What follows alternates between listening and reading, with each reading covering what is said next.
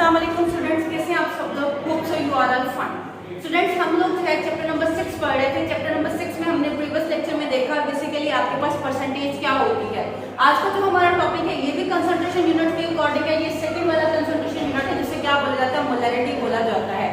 Molarity basically बेटा आपको नाम से पता चल रहा होगा कि मोल से मिलता जुलता कोई वर्ड है। तो बेसिकली हमारे पास मोलैरिटी क्या होती है बेटा? मोलैरिटी आपके पास होती है number of moles of a solute, number of moles of a solute, solute के number of moles dissolve in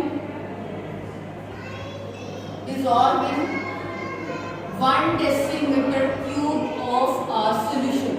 1 decimetre cube solution में जितने नंबर ऑफ मोल डिसॉल्व होते हैं वो क्या कहलाती है? इसकी मोलैरिटी कहलाती है। यानी सपोज आपने 1 डेसीमीटर क्यूब जो है वो आपने सॉल्यूशन लेना है। सबसे पहले आप क्या करेंगे? सपोज आपके पास इस तरह से जो है वो फ्लास्क है, राउंड बॉटम फ्लास्क है। राउंड बॉटम फ्लास्क में आपने सबसे पहले जो है नंबर ऑफ मोल्स लेंगे। सपोज आपने 1 मोल लेना है। 1 मोल लेने के बाद यहाँ पे आपके पास 1 डेसीमीटर क्यूब का निशान होता है। आपने इतना सॉल्वेंट डालना है कि इस निशान तक आ जाए, तब जो आपके पास बेटा जो सोल्यूशन बनेगा वो क्या कहलाएगा? मोलर सोल्यूशन कहलाएगा। और बेसिकली मोलैरिटी आपके पास क्या होती है? जितने नंबर ऑफ मोल्स आपके पास सोल्यूट के डिसॉल्व होते हैं किसमें? 1 decimetre cube of a solution में, उसको क्या बोलते हैं? उसकी मोलैरिटी बोलते हैं। होप सो आप लोगों को क्लियर हो रहा होगा कि क्या बोला जा रहा है। Number of moles of a solute क्या है आपके पास? इसका आपके पास फॉर्मूला क्या बनेगा? मोलैरिटी का बेटा m से डिनोट किया जाता है। इसका आपके पास फॉर्मूला क्या है? Number of moles of solute, number of moles of solute divided by क्या आएगा बेटा आपके पास? Volume of solution. क्या आएगा आपके पास? डेसीमीटर क्यूब आएगा। आपको पता होगा बेटा डेसीमीटर क्यूब क्या होता है? आपके पास 1 डेसीमीटर क्यूब जो होता है वो 1 लीटर के बराबर होता है। 1 लीटर में आपके पास जितने भी मोल्स डिसॉल्व होंगे वो क्या कहलाएगी? वो उसका मोलैरिटी कहलाएगी। उस सॉल्यूशन की मोलैरिटी कहलाती है। तो बेटा ये आपके पास इसका फॉर्मूला आ गया। Number of moles of solute dissolve in 1 decimetre cube of a solution is called its molarity. इसको हम इसकी मोलैरिटी कहते हैं। इसके अलावा बेटा मोलैरिटी का अगर दूसरा फॉर्मूला देखा जाए, मोस्टली स्टूडेंट कंफ्यूज हो जाते हैं। वो क्या होता है? आप नंबर ऑफ मोल्स को चैप्टर नंबर 1 में पढ़ चुके हैं। हम लोग पढ़ चुके हैं ना नंबर ऑफ मोल्स फाइंड करने का एक और formula. Number of moles find करने का फॉर्मूला क्या होता है कि आपके पास किसी भी चीज का जो मास दिया गया होता है डिवाइडेड बाय बेटा हम करते हैं मोलर मास। तो मास ओवर मोलर मास जो है किसके इक्वल होता है? आपके पास मोलैरिटी उसके नंबर ऑफ मोल्स के इक्वल होता है। तो अगर आप नंबर ऑफ मोल्स लिखना चाहें आप इस तरह से लिख सकते हैं। अदरवाइज आप नंबर ऑफ मोल्स की जगह पे नंबर ऑफ मोल का फॉर्मूला लिखेंगे तो बेटा आपके पास मोलैरिटी का एक और फॉर्मूला आ जाएगा। वो क्या होगा? बेसिकली आप नंबर ऑफ मोल्स की जगह पे क्या लिखेंगे? Mass of solute divided by आपके पास क्या आ जाएगा? Molar mass. यानी नंबर ऑफ मोल्स की जगह पे आपने उसका फॉर्मूला पुट कर दिया। डिवाइडेड बाय आपके पास क्या आ जाएगा? यही चीज जो जैसी थी वैसे की वैसे आपने लिख the volume of solute volume of solution in decimetre cube. ठीक है, ये बेटा आपके पास आ गया। अब उसके बाद आ जाते हैं कि आपके पास मोलैरिटी के यूनिट्स क्या होते हैं। मोलैरिटी के यूनिट्स क्या होते हैं आपके पास? तो फॉर्मूला आपने सबसे पहले लिखा number of moles divided by आपके पास क्या है? Volume of solution in decimetre cube, volume of solution in decimetre cube. तो बेटा आपके पास मोल्स का फॉर्मूला क्या होता है?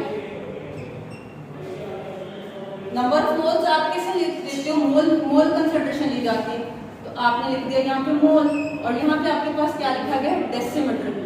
तो आपके पास बेसिकली यूनिट क्या बनेंगे? यही डेसीमीटर क्यूब जो है जब आपके पास ऊपर वाली साइड पे जाएगा तो मोल पर डेसीमीटर क्यूब, ये आपके पास मोलैरिटी के यूनिट्स आ गए।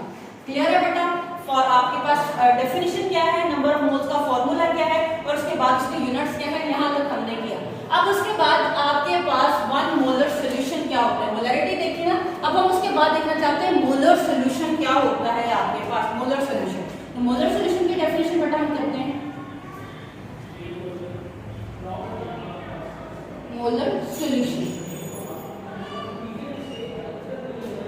तो मोलर सॉल्यूशन क्या होगा? कि solution have the solution which have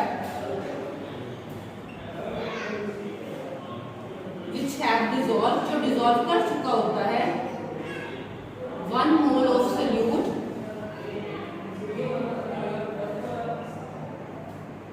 in it to make the solution which have dissolved 1 mole of the solute in solvent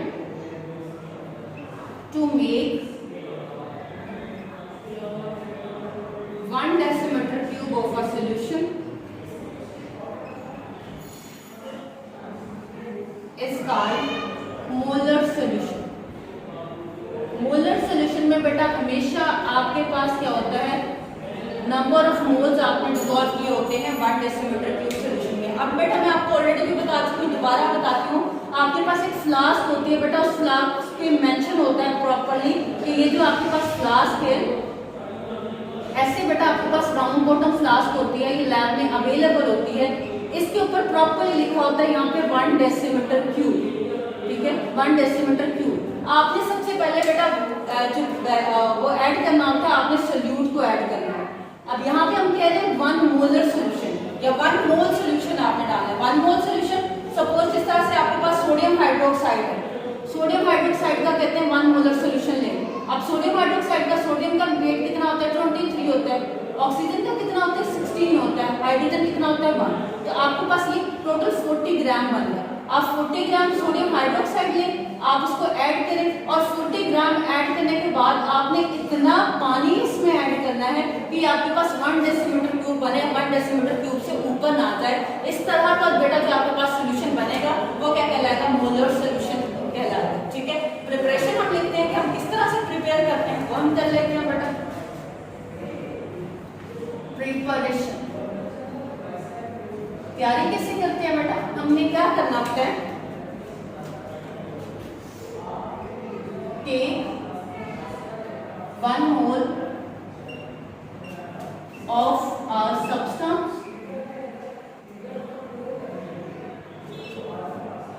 in a flask and add sufficient, यानी उतनी मिकदार आपने add करनी है, sufficient amount of solvent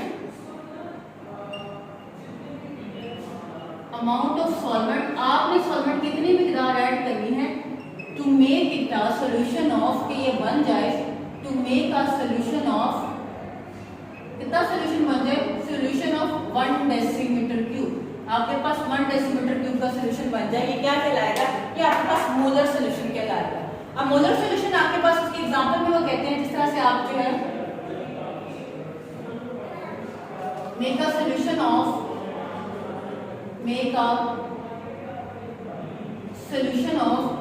LuTO NaOH sodium hydroxide का make a solution of sodium hydroxide या make a 1 molar solution of sodium hydroxide। अब आप कैसे बनाएंगे बेटा 1 molar solution, आपको मैंने ऑलरेडी बता दिया। आप 40 ग्राम सोडियम हाइड्रोक्साइड लेंगे, NaOH, कैसे, किसी भी चीज का आप ले सकते हैं, आपको उसका मोलर मास पता होना चाहिए। बेटा आपने इसको एक फ्लास्क में लेना है, इस 40 ग्राम को, और लेने के बाद आपने उसमें इतना पानी ऐड करना है कि आपके पास जो है वो पूरा 1 लीटर बन जाए, ना उस 1 लीटर से ज्यादा ना उस 1 लीटर से कम। 40 ग्राम आपने सोडियम हाइड्रोक्साइड ली और उसमें आपने इतना पानी लेना है कि ये पूरा आपके पास कितना बने, ये पूरा आपके पास 1 लीटर बने, ना 1 लीटर से ज्यादा ना 1 लीटर से कम। इस तरह से आपके पास जो सोल्यूशन बनेगा वो क्या कहलाएगा, वो आपके पास कहलाएगा 1 मोलर सोल्यूशन। अब उसके बाद बेटा जैसे मैंने सपोज उसमें 1 मोल के लिए मैंने बोला 40 ग्राम आपने ऐड किया, लेकिन अगर आप इसके अंदर 40 ग्राम आपने ऐड किया था तो वो आपके पास 1 मोल सोल्यूशन था। अगर आप 80 ग्राम ऐड करते हो तो वो आपके पास 2 मोल सोल्यूशन होगा। यानी जितनी आप सोल्यूट की कंसंट्रेशन बढ़ाते जाएंगे उसके अकॉर्डिंग आपके पास मोलैरिटी भी बढ़ती जाएगी। अब 40, 80 और आप 120 ग्राम कर देंगे तो ये क्या हो जाएगा, 3 मोलर सोल्यूशन हो जाएगा। यानी आपके पास बेसिकली सोल्यूट की concentration relationship of molarity and relationship between molarity and solute. solute और molarity के दरमियान में क्या रिलेशनशिप है बेटा? जितना आप solute की कंसंट्रेशन को बढ़ाएंगे, जितना आप solute की कंसंट्रेशन को क्या करेंगे, बढ़ाएंगे, solute की मिकदार को बढ़ाएंगे, सोल्यूशन उतना ज्यादा आपके पास क्या होगा, मोलैरिटी उसकी उतनी ज्यादा होती जाएगी। तो हम कहते हैं कंसंट्रेशन का और मोलैरिटी का डायरेक्ट रिलेशन है। आपके पास इसी तरह से अब 1 मोलर सोल्यूशन है और 2 मोलर सोल्यूशन। तो बेटा जो आपके पास 2 मोलर सोल्यूशन है ये मोर कंसंट्रेटेड देन 1 मोलर सोल्यूशन। क्यों? क्योंकि 2 मोल में आपके पास फॉर एग्जांपल जिस तरह से दी गई 80 ग्राम है। अब 80 ग्राम वाला ज्यादा कंसंट्रेटेड होगा, ज्यादा गाढ़ा होगा, तो हम कहते हैं 2 molar solution is more concentrated